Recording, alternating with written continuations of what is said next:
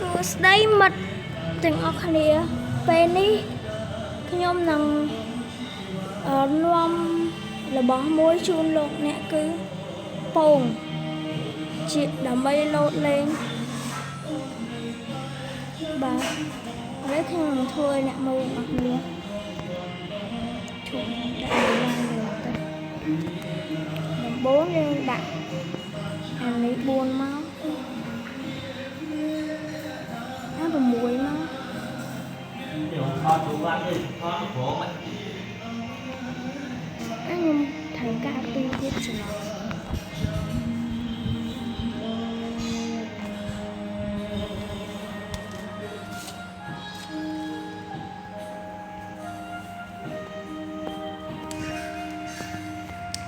សុំទៅដល់ជុំ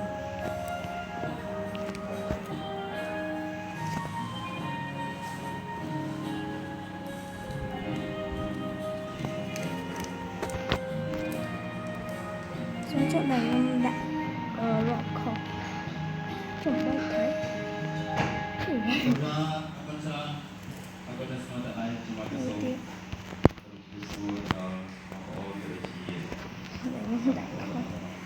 ចេះច្រឡំ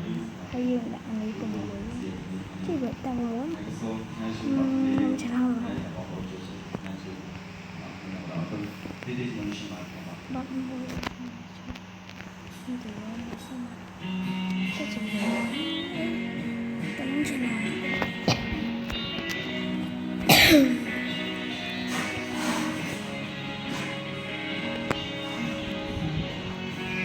ដាក់មួយទៀតទៅមកដាក់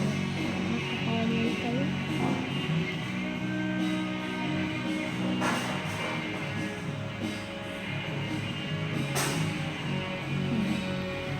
ហើយដល់ពេលទៅយើងចង់លើកចឹង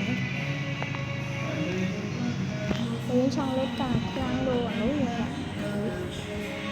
យើងឃ្លៀបទៅ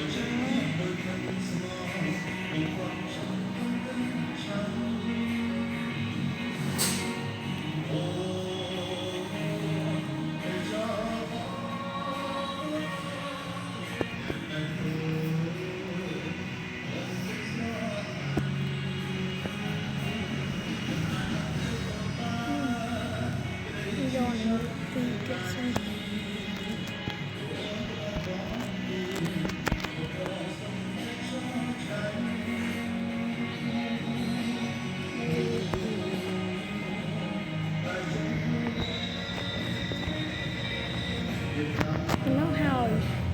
chừng ấy mà lôn sụp chiếc khăn cái nhông lô thầy